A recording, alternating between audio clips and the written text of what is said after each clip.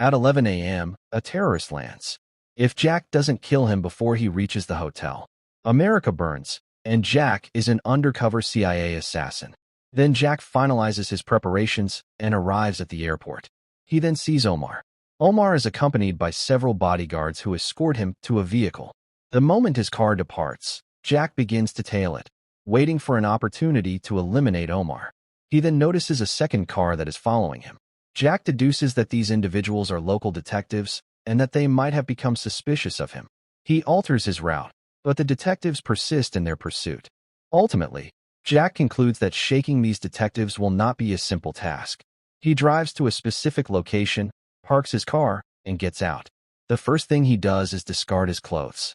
The detectives are chasing him on foot, but Jack has a different strategy in mind. He switches cars and heads towards the hotel.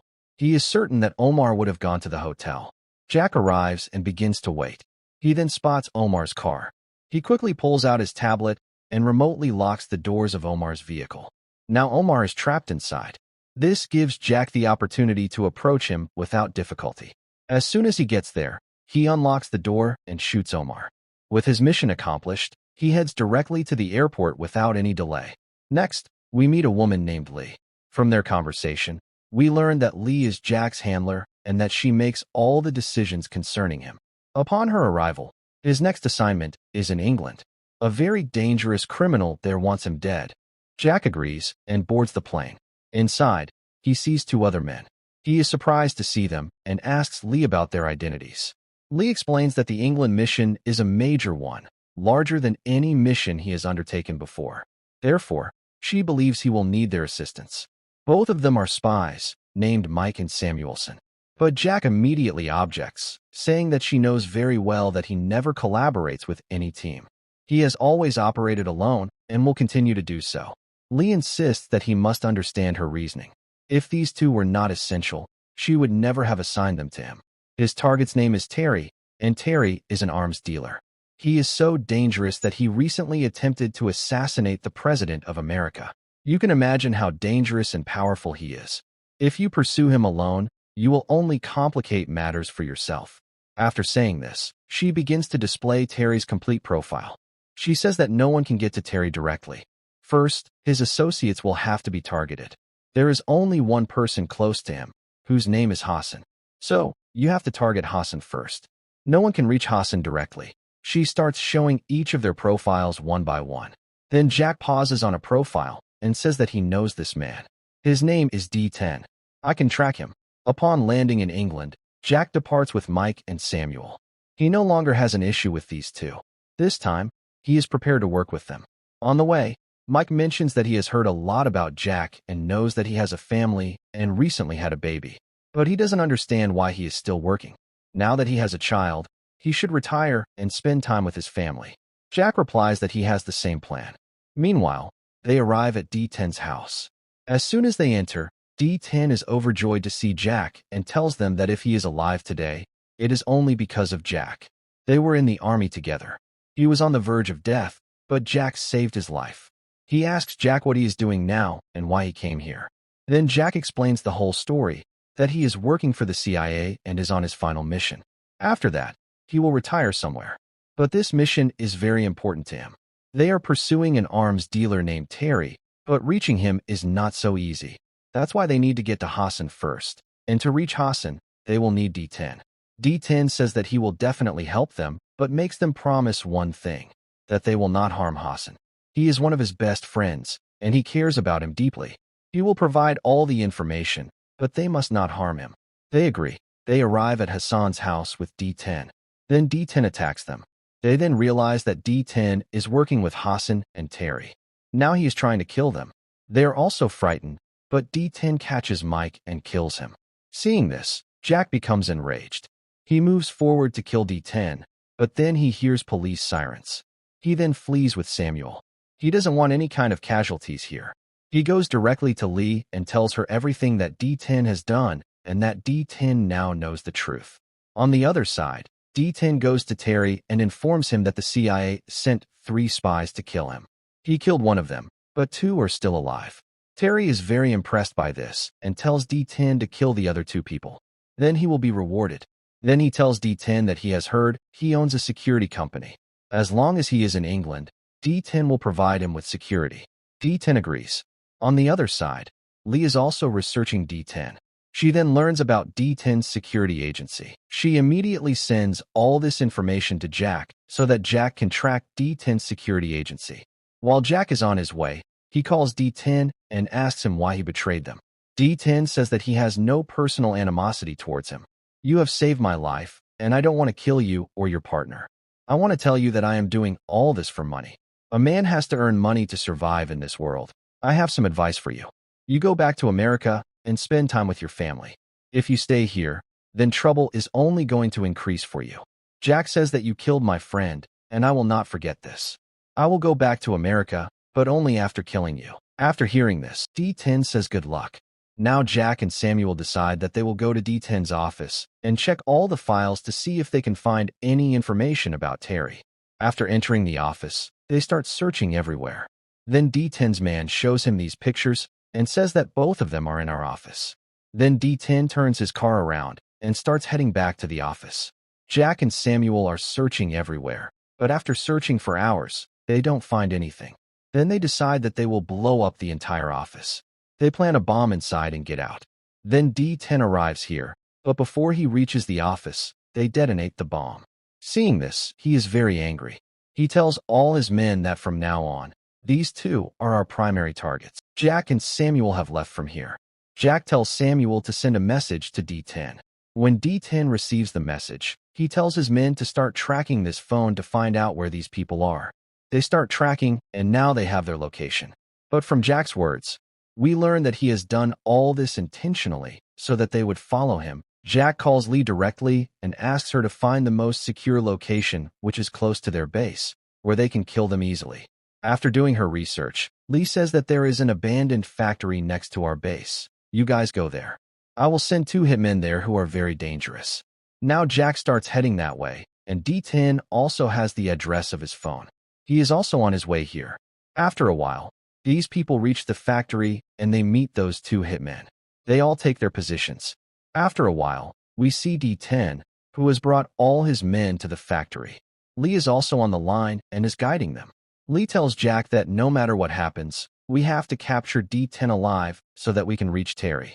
Jack agrees. After a while, the shooting starts here. Everyone is thirsty for each other's blood. These people are killing them one by one. Finally, D10 is caught in their hands. They subdue him and start taking him away. But some of D10's men are still alive, who shoot Samuel. He gets injured and falls down. Now Jack has 2 options here. Either he takes D10 or he saves Samuel's life. He then chooses Samuel, and D10 gets a chance to escape. Jack takes his injured friend and leaves. Then D10 sees that his friends have killed those 2 hitmen. He takes out one of the 2 phones and calls Lee, telling her that first he will kill Jack and Samuel, and after that, he is going to come after her. Lee says that she didn't think he was such a big fool. You may not know that I work for the CIA. You can kill Jack, Samuel, and even me, but this doesn't end the fight. The CIA will never leave you. No matter where you go in the world, the CIA will find you.